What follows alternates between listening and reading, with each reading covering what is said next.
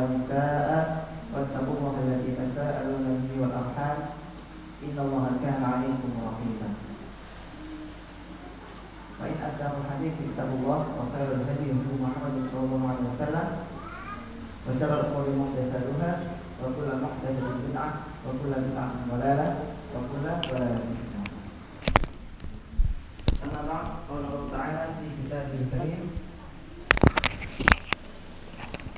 بعد أن أقول أعوذ بالله السميع العليم من الشيطان الرجيم بسم الله الرحمن الرحيم شهر رمضان الذي أنزل فيه القرآن هدى للناس وبينات من الهدى والفرقان فمن شهد منكم الشهر فليصمه ومن كان مريضا أو على سفر فعدة من أيام أخر يريد الله بكم اليسر ولا يريد بكم العسر ولتكملوا العدة ولتكبروا الله على ما هداكم ولعلكم تشكرون رب اشرح لي صدري ويسر لي أمري واحلل عقدة من لساني yafqahu qawli. Amma ba'd. Alhamdulillah, saudara-saudari yang semoga dirahmati oleh Allah Subhanahu wa taala. Alhamdulillah, pada sore hari ini marilah kita kembali bersyukur kepada Allah Subhanahu wa taala atas limpahan nikmat dan rahmatnya, sehingga pada sore hari ini kita masih dimampukan oleh Allah Subhanahu wa taala untuk berkumpul di masjid ini, masjid yang tercinta, dalam keadaan iman, dalam keadaan Islam, dalam keadaan sehat walafiat insyaallah. Kita berdoa kepada Allah Subhanahu wa taala semoga Allah Subhanahu wa taala senantiasa menetapkan kenikmatan-kenikmatan itu untuk kemudian kita syukuri dengan bentuk ketaatan-ketaatan kepada Allah Subhanahu wa taala. Kemudian salawat serta salam semoga tetap tercurahkan kepada Nabi Muhammad sallallahu alaihi wasallam, dan semoga kita semua termasuk dalam umatnya Nabi Muhammad sallallahu alaihi wasallam yang kita buktikan dengan menjalankan dan mencontoh sunnah-sunnah dari Nabi Muhammad sallallahu alaihi wasallam, dan semoga kita bisa mendapatkan syafaatnya di yaumul akhir nanti. Amin ya rabbal alamin. Baik, saudara-saudari rahimani wa rahimakumullah. Insyaallah pada sore hari ini saya mencoba untuk kembali memaknai bulan Ramadan, karena alhamdulillah kita sudah memasuki di hari yang ke berapa ini ya? 13 ya. Sudah masuk ke 10 hari kedua dari bulan Ramadan, dan ini mungkin merupakan Ramadan yang kesekian kalinya yang dirasakan oleh teman-teman sekalian ya. Mungkin kalau teman-teman berusia 16 tahun, 17 tahun ya, maka sudah ya mungkin sejak masa balighnya sudah 7 kali, 8 kali begitu nggih, merasakan bulan Ramadan. Ya, apalagi di 10 hari kedua bulan Ramadan di tahun ini ya, mungkin semangatnya sudah mulai naik turun begitu nggih. Mungkin sudah banyak capek begitu nggih. Sudah banyak mungkin terdistraksi dengan tuntutan target pribadi misalkan seperti itu, sehingga kadang-kadang kita kurang memaknai, kurang merasakan indahnya atau kemudian ya makna-makna di bulan Ramadan. Nah, maka di sore hari ini kita coba untuk lebih memaknai dari bulan Ramadan ya, lewat ayat yang saya tadi baca di awal, yaitu ayat yang insyaallah sudah dihafal semua oleh teman-teman, yaitu di surat Al-Baqarah di ayat 185 ya. Di ayat ini Allah Subhanahu wa taala membuka dengan kalimat syahrul Ramadan alladzi unzila fihi Al-Qur'an. Yang kalau kita mungkin bedah kalimatnya ini mungkin kalimatnya sedikit kurang efektif. Kenapa saya katakan kurang efektif? Karena sebetulnya ada perkataan dalam bahasa Arab yaitu khairul kalam maqalla wa dalla. sebetulnya kalimat itu lebih baik ya, lebih baik itu diucapkan atau dinarasikan dengan lebih singkat dan lebih padat begitu ya.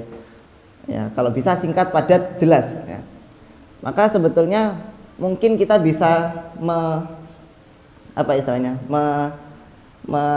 merangkai ulang kalimat dengan mungkin makna yang sama, yaitu misalkan anzalallahu fihi syahri Ramadan Al-Qur'an. Kan maknanya sama ya. Informasinya sama begitu. Informasinya sama. Atau mungkin anzalallahu Al-Qur'an fi syahri Ramadan ya.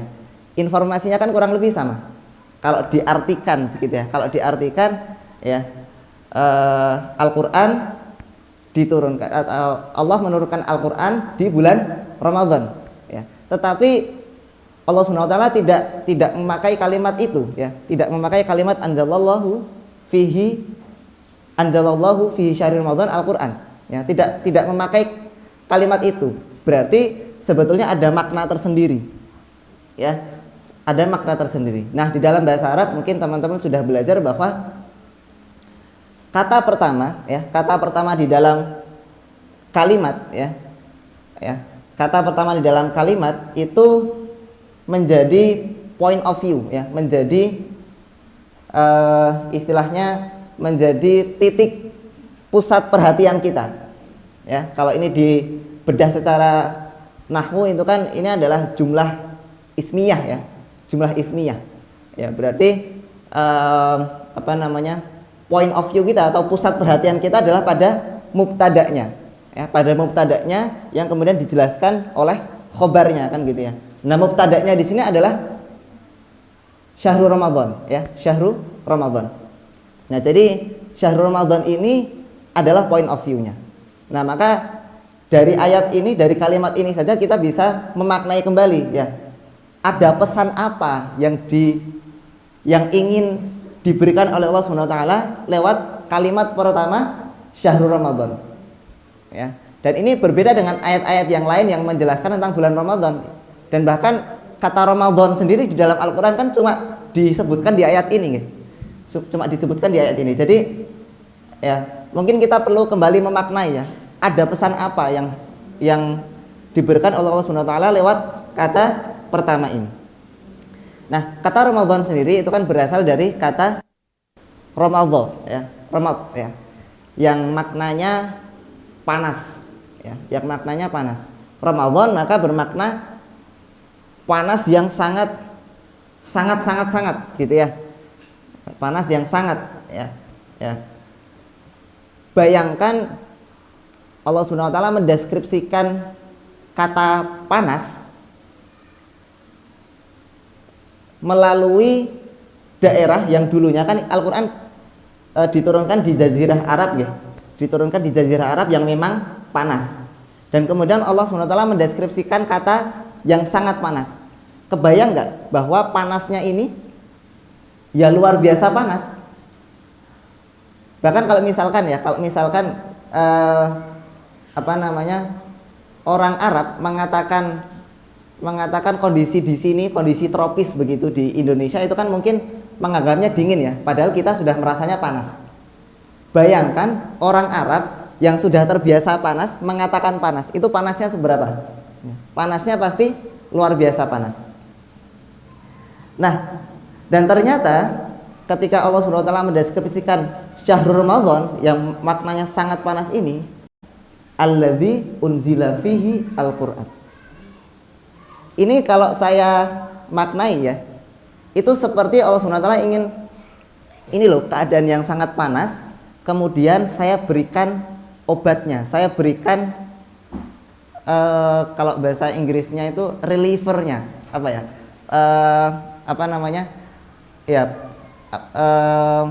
yang meredakan panasnya. Yang meredakan panasnya adalah alladzi unzila fil Qur'an. Seperti layaknya hujan yang kemudian diturunkan ke daerah yang sangat panas. Nah, ini memberikan pelajaran bahwa Al-Qur'an yang diturunkan di bulan Ramadan itu seperti rahmat, seperti nikmat yang luar biasa ketika kita merasakan panas yang luar biasa. Ya seperti layaknya nanti ketika kita minum takjil begitu ya. Itu ya Al-Qur'an seperti itu, memberikan reliever, memberikan ya obat bagi panas yang kita rasakan, memberikan kepuasan begitu ya, memberikan ya pereda dari panas yang kita rasakan. Ya, itu makna yang pertama. Selain juga di sini Allah SWT memberikan informasi ya, sekaligus memberikan informasi karena di ayat-ayat yang lain ketika Allah SWT menceritakan tentang turunnya Al-Quran ya, itu kan diceritakan lewat deskripsi yang mungkin belum jelas. Misalkan di surat Al-Qadr, inna anzalnahu fi lailatul qadr ya, bahwa Allah SWT menurunkan Al-Quran itu di lailatul qadr. Atau di ayat yang lain inna anzalnahu fi lailatin mubarakah ya, di malam yang berkah. Nah, sekalian di ayat ini juga Allah SWT menegaskan bahwa Lailatul Qadar, bahwa Lailatul Mubarakah itu berada di bulan Ramadan. Ya, maka kita jangan sampai ya melewatkan bulan Ramadan ini dari mendapatkan keberkahan-keberkahan, dari mendapatkan Lailatul Qadar yang sudah dijanjikan oleh Allah SWT. Saudara-saudari sekalian, kemudian masih di kalimat ini Allah SWT menggunakan kata alladzi unzila fihi Al-Qur'an. Yang di sini Allah SWT menggunakan fiilnya adalah fiil majhul ya, fiil majhul, unzila. Ya, fiil majhul. Atau kalau bahasa kita mungkin kata kerja pasif.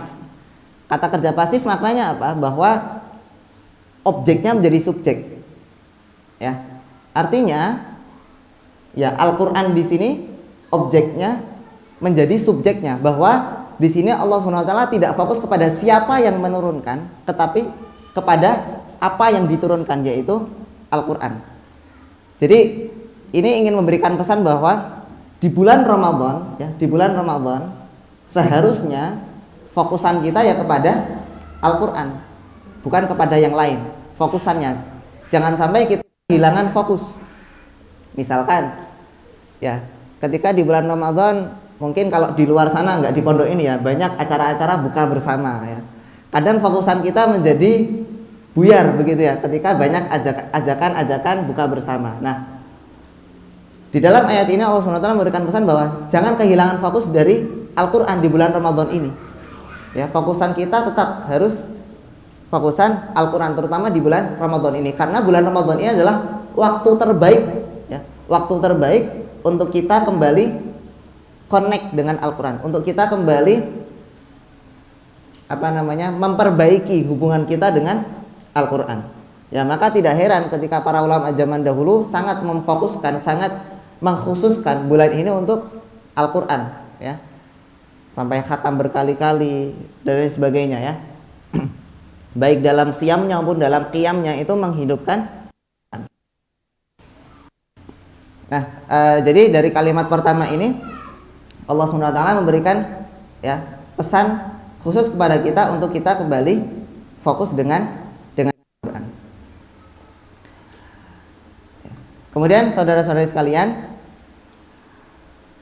Allah SWT melanjutkan di kalimatnya. Di pertemuan kali ini kita tidak akan membahas full satu ayat ya, tetapi potongannya saja ya, sampai pada kalimat setelah alladzi unzila fil Qur'an hudal linnas wa bayyinatin minal huda wal furqan ya. Kita insyaallah sampai pada kalimat ini saja, kita sedikit tadabburi, kita sedikit bedah begitu ya. Di kalimat yang selanjutnya ini Allah SWT mendeskripsikan 3 sifat Al-Quran ya, mendeskripsikan 3 sifat Al-Quran. Sifat yang sebetulnya tidak hanya sifat tetapi lebih kepada al-halnya Al-Quran. Apa itu al-hal? Al-hal itu adalah sifat yang terus melekat kepada objek itu, dan dia tidak hanya melekat tetapi bisa dirasakan, tetapi seperti sifat yang hidup di dalam objek itu ya, seperti sifat yang hidup di dalam objek itu. Jadi berbeda dengan kalau misalkan Mas Dava ya, Mas Dava berjalan ya, misalkan ada kalimat Mas Dava berjalan, itu kan berjalan itu kan sifat yang temporer ya, tidak mungkin terus-terusan berjalan kan begitu ya. Atau mungkin misalkan tembok putih, misalkan tembok putih itu kan adalah sifatnya tembok, tetapi tembok putih ini mungkin ya tidak bisa kita rasakan gitu ya, tidak bisa kita rasakan. Nah, al-hal atau sifatnya yang nanti al-halnya Al-Qur'an ini ya, itu nanti seharusnya sifat ini harusnya bisa kita rasakan. Dan ya harus bisa kita rasakan gitu ya. Kita sebagai ahlul Quran ya harus bisa merasakan sifatnya Al-Quran yang nanti akan kita deskripsikan bersama ya. Dan sifat ini terus-terusan berada atau terus-terusan melekat di dalam Al-Quran. Sifat yang pertama adalah hudan linnas ya, hudan linnas. Kalau diartikan terjemahan mungkin di Al-Qurannya teman-teman adalah petunjuk bagi manusia ya, petunjuk bagi manusia. Kalau teman-teman mungkin belajar bahasa Arab, kata petunjuk itu kan tidak hanya hudan ya, tidak hanya hudan, tetapi bisa juga hadian, hadi, huda dan hadi. Itu kan sama-sama maknanya petunjuk ya kalau di bahasa Indonesia kan. Kenapa Allah SWT tidak memakai kata hadian linnas, tetapi menggunakan kata hudan linnas? Salah satu hikmahnya adalah bahwa hudan kalau dalam bahasa Inggrisnya mungkin saya bahasakan adalah guidance. Kalau hadian dalam bahasa Inggrisnya adalah guide ya. Jadi misalkan saya tersesat nih, misalkan menuju ke sini saya tersesat misalkan. Nah, ada orang yang mengantarkan ke saya ke sini, misalkan seperti itu. Itu orang itu disebut guide ya. Tetapi guidance berbeda dengan guide ya.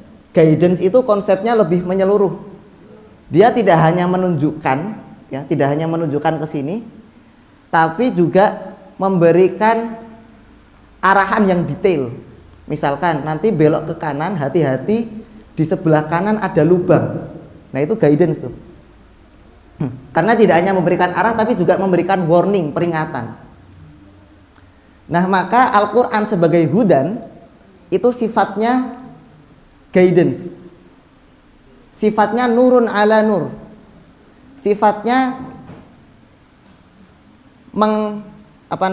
seperti meniadakan, atau bukan meniadakan ya, tetapi seperti di atas petunjuk-petunjuk yang lain, nurun ala nur.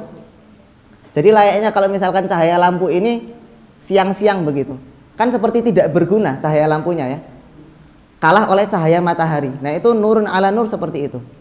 Dan itulah fungsi Al-Quran sebagai hudan, bahwa Al-Quran itu nurun ala nur. Dia Al-Quran ini menggeser petunjuk-petunjuk yang lain, baik petunjuk-petunjuk sebelumnya maupun petunjuk-petunjuk yang ada sekarang begitu. Nah, itu makna hudan. Kemudian kita harus membedakan antara guidance dan information, petunjuk dan informasi. Kadang kita itu kan kita sering menghafal Al-Quran. Itu sebetulnya ketika kita menghafal, kita sedang mengumpulkan Al-Quran sebagai apa? Sebagai informasi kan ya, belum sebagai petunjuk. Bedanya apa informasi dengan petunjuk? Informasi itu mungkin kita hanya dapatkan, tetapi petunjuk harus kita pakai ya, petunjuk harus kita pakai. Nah, maka fungsi Al-Quran sebagai hudan tidak hanya kemudian kita hafalkan, tetapi kemudian harus kita pakai di sehari-hari ya. Ini makanya tadi salah satu al-hal adalah hudan adalah bahwa Al-Quran sebagai hudan harus bisa kita rasakan, harus bisa kita pakai sehari-hari sebagai petunjuk. ya. Maka mungkin salah satu hikmahnya seperti ini, ketika kita pengen menjadikan Al-Quran sebagai hudan, kurang lebih harusnya seperti ini, bahwa ketika misalkan kita mendapatkan masalah, ya, misalkan ketika kita mendapatkan masalah apapun, biasanya yang dihubungi pertama kali siapa? Mungkin kalau di sini musrifahnya, begitu kan ya? Ada masalah mungkin nggak punya uang gitu ya, uang jajannya habis. Ya. Mungkin pertama kali yang dihubungi musrifahnya, atau kalau bisa mengakses teleponnya, telepon orang tua. Tapi kalau kita memposisikan Al-Quran sebagai hudan, harusnya seperti apa? Harusnya kita memposisikan Al-Quran seperti orang pertama, ya, orang pertama yang kita hubungi ketika kita mendapatkan masalah, apapun masalahnya. Ketika kita tadi tidak punya uang, ya harusnya sebelum misalkan menghubungi musrifahnya, begitu kan ya, sebelum mengadu kepada orang tuanya, ya harusnya kita kemudian menghubungi Al-Quran terlebih dahulu. Ya, itu salah satu hikmahnya, kita memposisikan Al-Quran sebagai hudan. Nah, kemudian ini waktunya sampai 17.45 ya. Adanya jam berapa? 46 ya, sekitar itu. Oke. Kita sampai 17.45. Tadi hal yang pertama adalah hudan. Tadi sudah kita maknai hudannya, petunjuk, nurun ala nur, ya, kita memposisikan Al-Qur'an sebagai hudan, tidak hanya sebagai informasi. Kemudian di sini dispesifikkan adalah hudan linnas. Hudan linnas. Di sini tidak dikatakan hudan lil muttaqin, dikatakan hudan lil mu'minin, tidak dikatakan hudan lil muslimin. Maknanya apa? Bahwa Al-Quran itu sebagai petunjuk, itu relevan untuk semua umat manusia. Tidak hanya untuk umat muslim saja, tidak hanya untuk umat mukmin saja, tidak hanya bagi yang merasa sudah beriman, tidak hanya bagi orang-orang yang sudah menghafal saja, tetapi bagi semua orang, semua spektrum manusia, baik yang mungkin, kalau ya mohon maaf mungkin dari yang bejat-bejatnya sampai alim-alimnya, begitu ya. Itu semua relevan, bahwa Al-Quran ini bisa dipakai petunjuk untuk semua orang, tidak terbatas pada kalian saja yang mungkin sudah beriman, yang mungkin sudah menghafalkan Al-Quran. Artinya apa?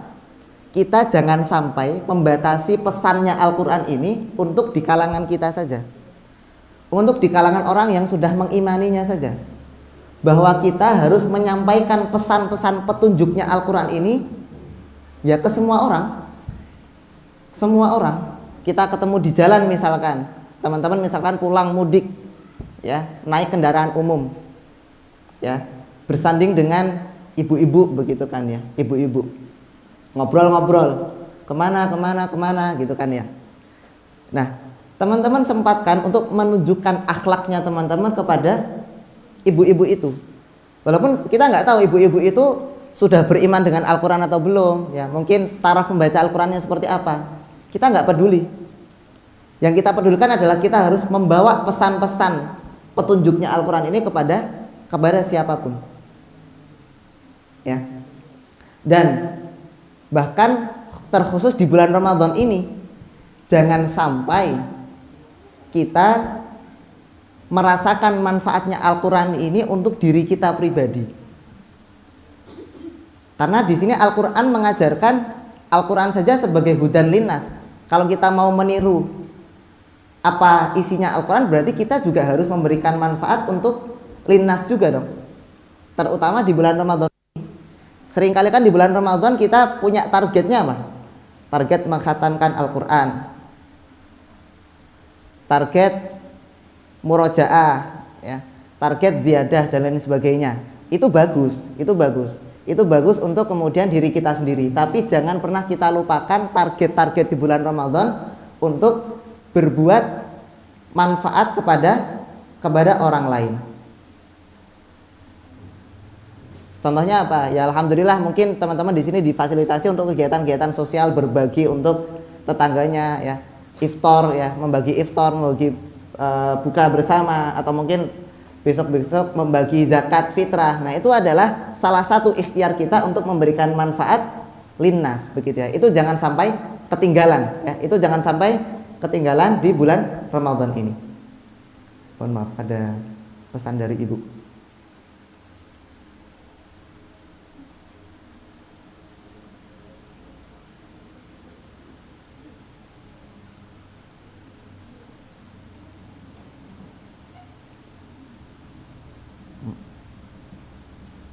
Baik, itu adalah hikmah yang bisa kita dapatkan dari hudan linnas. Kita memposisikan Al-Quran sebagai petunjuk, dan kemudian kita juga merasakan atau mencontoh Al-Quran sebagai hudan linnas untuk kita bermanfaat ya, membagi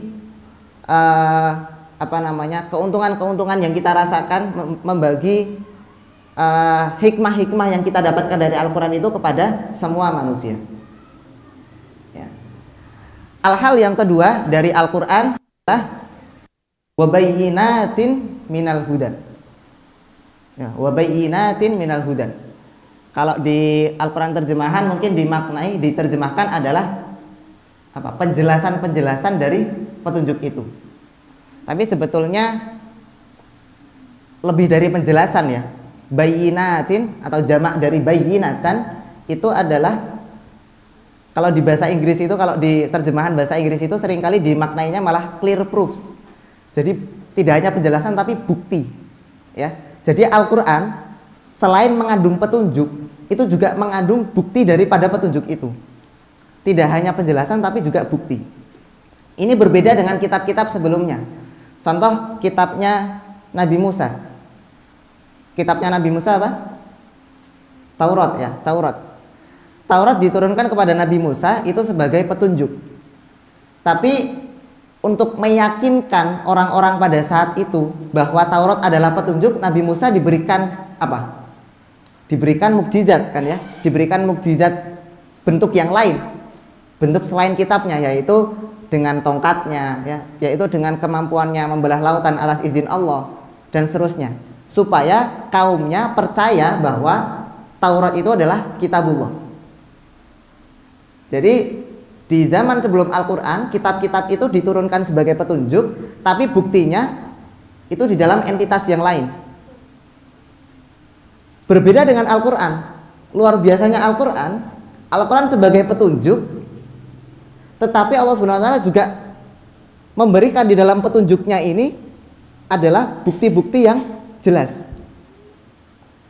Ya.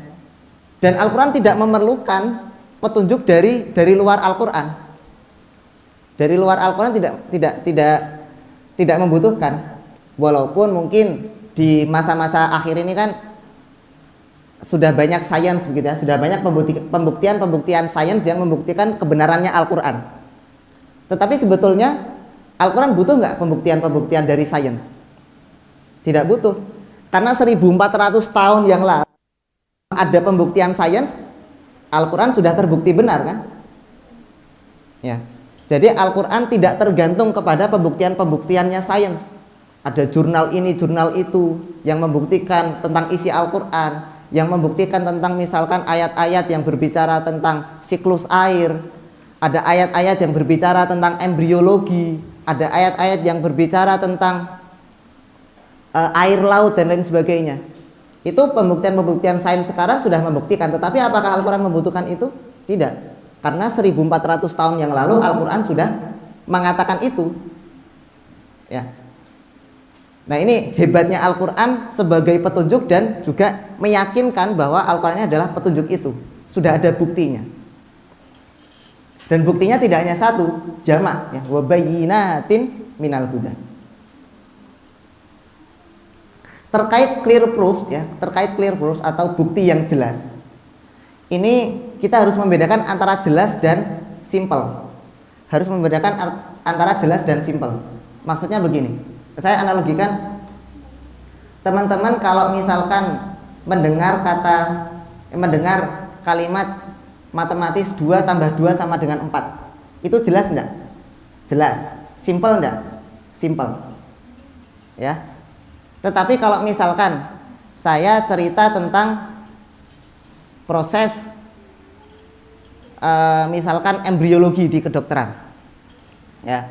Saya cerita tentang proses embriologi di kedokteran, ya. Bertemunya sperma dan ovum, kemudian membentuk morula, blastula, grastula, yang kemudian dia terimplantasi di dalam rahim dan lain sebagainya. Kira-kira jelas enggak? Mungkin jelas bagi sebagian orang, tapi simple enggak?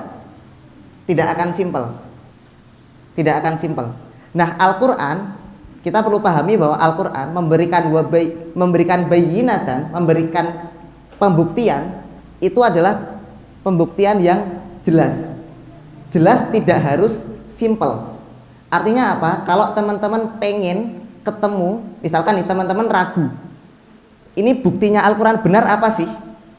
Teman-teman harus punya effort untuk mencari pembuktian itu, karena pembuktiannya Allah itu sudah dijamin jelas, tetapi belum tentu simple. Allah Subhanahu wa taala tidak pernah menjanjikan bahwa pembuktiannya Al-Quran, bayinatannya Al-Quran, wa bayinati minal hudanya ini adalah simple. Tetapi Allah Subhanahu wa taala menjanjikan bahwa penjelasannya ini adalah, atau buktinya ini adalah jelas. Tetapi penjelasan itu harus kemudian kita punya effort, punya usaha untuk mendapatkan penjelasan itu. Loh, Ustadz, biasanya kan Al-Quran mudah ya, bahwa Allah Subhanahu wa taala juga menyebutkan di ayat lain, walaqad yassarnal Qur'an, ya enggak? Kok ini saya menjelaskan kok tidak simpel gitu ya? Ingat di ayat walaqad yassarnal Qur'ana itu apa? Lidzikri, bukan lil fahmi. Walaqad yassarnal Qur'ana itu lidzikri, untuk sebagai pengingat. Kalau kita untuk remembering, kita untuk mengingat Allah, untuk mengingat mengingat ya setelah kita lupa, itu Al-Quran mudah. Tetapi untuk understanding, untuk lil fahmi, untuk pembuktian, maka kita harus punya effort yang lebih. Ya, jadi untuk teman-teman menemukan bukti-bukti di dalam Al-Quran, ya, pembuktian atau penjelasan di dalam Al-Quran, maka teman-teman harus punya lebih banyak effort, mempelajari bahasa Arab, mempelajari tafsir, mempelajari ya ilmu-ilmu alat yang lain, ya, mempelajari ilmu-ilmu alat yang lain untuk bisa mendapatkan tadi pembuktian daripada Al-Quran. Tapi yakinlah bahwa tafsir terbaik ketika kita pengen menafsirkan Al-Quran, tafsir terbaik itu ya dari Al-Quran itu sendiri. Ya, penjelasan terbaik Al-Quran adalah dari Al-Quran sendiri. Karena banyak sekali ayat-ayat yang di sini dijelaskan di ayat yang lain. Di ayat yang lain dijelaskan di ayat yang di sini. Ya, banyak sekali seperti itu. Kalau kita mau untuk kemudian mencarinya. Ya. Itu sifat al-hal yang kedua adalah bahwa Al-Qur'an itu ya mukjizatnya adalah dia sebagai hudan dan juga sebagai buktinya ada di dalam satu entitas yang sama. Kemudian satu lagi, ini menarik ketika kita membahas bayinatan, ya, membahas bayinatan. Bayinatan itu punya akar kata yang sama dengan mubin. Tapi sebelum kita membahas ini, saya tanya ke teman-teman, Al-Quran itu sampai sekarang relevan nggak? Relevan ya? Yakin ya? Al-Quran kan diturunkan dalam bahasa Arab. Teman-teman tahu nggak? Bahasa itu mengalami perubahan. Bahasa Arab pun juga mengalami perubahan. Ya kan? Semua bahasa mengalami perubahan. Bahasa Indonesia misalkan, kalau saya mengatakan mengirim pesan, zaman dulu saya mengatakan mengirim pesan itu artinya apa? Saya bikin coret-coretan tulisan di kertas, kemudian saya tempeli ke pos, itu artinya mengirim pesan. Kalau sekarang saya bicara mengirim pesan artinya apa? Buka HP, ngetik, kirim pesan. Ya, maknanya berubah nggak? Bahasa itu berubah, termasuk bahasa Arab. Ya, termasuk bahasa Arab. Kan sekarang sudah banyak bahasa Arab, bahasa ininya ya, bahasa gaulnya Arab gitu kan ya, kan sudah banyak. Lah berarti Al-Quran dalam bahasa Arab ini berubah nggak maknanya? Tidak, kok bisa ya? Karena kata bayyinah itu memiliki akar kata yang sama dengan mubin. Dan Allah SWT sudah menjanjikan bahwa Al-Quran diturunkan bilisanin arabiyyin mubin. Bahwa Al-Quran diturunkan itu dengan bahasa Arab yang mubin. Mubin itu selain bermakna jelas, juga bermakna preserve. Preserve itu artinya dia dipertahankan maknanya. Makanya di masa sekarang ini 1400 tahun setelah turunnya Al-Quran, kita masih bisa mendapatkan makna yang sama dari Al-Quran yang diturunkan 1400 tahun yang lalu. Maknanya masih sama, tafsirnya masih sama, dijaga oleh Allah SWT dengan bilisanin arabiyyin mubin ini, dengan bahasa Arab yang tidak pernah berubah. Ya, walaupun bahasa Arab di luar untuk percakapan itu berubah, tetapi bahasa Arabnya Al-Quran tidak pernah berubah. Maknanya tetap sama. Itu makna bilisanin arabiyyin mubin. Oke, yang terakhir adalah Al-Furqan. Ya, 5 menit terakhir membahas Al-Furqan. Ketika membahas Al-Furqan ini sebetulnya secara struktur bahasa agak aneh. Kenapa saya katakan aneh? Kalau bahasa Al-Quran itu lempeng, harusnya di sini mengatakan kalimatnya adalah hudan linnas wa bayyinatin minal huda wa furqanan. Harusnya pakai tanwin semua dong kalau bahasa Qur'annya lempeng. Tetapi di sini tidak menggunakan furqanan tetapi menggunakan al-furqan. Maknanya apa? Ada alif lam di sana ya. Ada alif lam di sana, ini membedakan antara nakirah dan ma'rifat ya. Membedakan nakirah dan ma'rifat. Tidak hanya ma'rifat, tetapi furqan sendiri kan bermakna pembeda. Ya, furqan itu kan bermakna pembeda dari kata faroko, dan ini kan pakai sighah mubalaghah ya. Ya, pakai sighah mubalaghah berarti kalau bahasa Inggrisnya itu the ultimate ya, the ultimate difference gitu ya. Pembeda yang sangat-sangat gitu ya. Pembeda yang sangat ya. Pembeda yang sangat pun juga unik karena tadi ada alif lam ya. Jadi pembeda yang luar biasa. Pembeda dari apa? Ya, kita memahaminya pembeda dari hak dan batil. Ya, benar bahwa Al-Qur'an adalah pembeda dari hak dan batil yang itu sudah sangat jelas dan juga sangat powerful gitu ya. Membedakan yang mana yang hak dan yang mana yang batil. Tapi juga Al-Qur'an berbeda itu juga sebagai kelebihannya. Teman-teman tahu hadis qudsi? Hadis qudsi itu kan juga firman Allah ya. Hadis qudsi itu kan juga pesannya Allah. Tapi kenapa hadis qudsi tidak masuk ke dalam Al-Qur'an? Kan berbeda antara Al-Qur'an sebagai firman Allah dan hadis qudsi sebagai firman Allah. Kenapa kok dibedakan?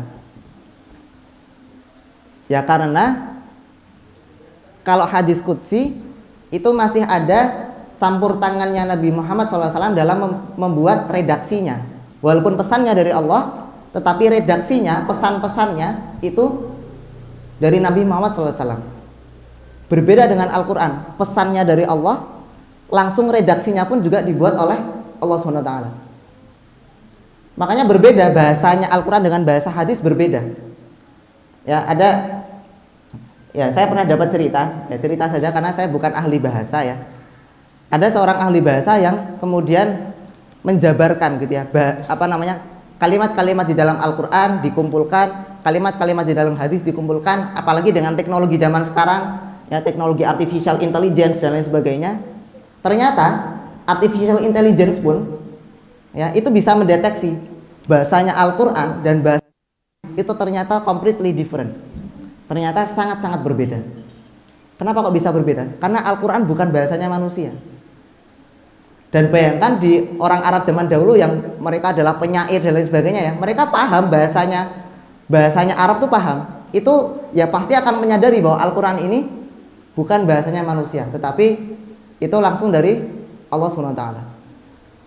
Dan ya kalau teman-teman mendalami gitu ya, mendalami bahasanya Al-Quran itu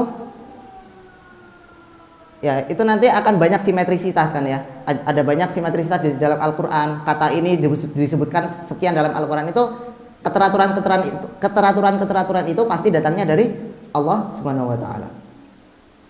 Oke, untuk menutup ya, ini adalah hal-hal dari Al-Qur'an ya. Hudan linnas wa bayyinatin minal huda wal furqan. Itu adalah sifat-sifatnya Al-Qur'an yang mungkin kita perlu maknai lagi untuk kita lebih cinta ya, lebih amazed dengan Al-Qur'an itu sendiri. Ya, semoga Allah Subhanahu wa taala senantiasa mengistiqomahkan kita untuk ya kembali connect dengan Al-Qur'an, kembali berinteraksi dengan Al-Qur'an sehingga kita bisa mengamalkan petunjuk-petunjuk dari Al-Qur'an. Kita tutup dengan doa kafaratul majelis. Alhamdulillahirabbil alamin. Subhanakallahumma wa bihamdika asyhadu an la ilaha illa anta astaghfiruka wa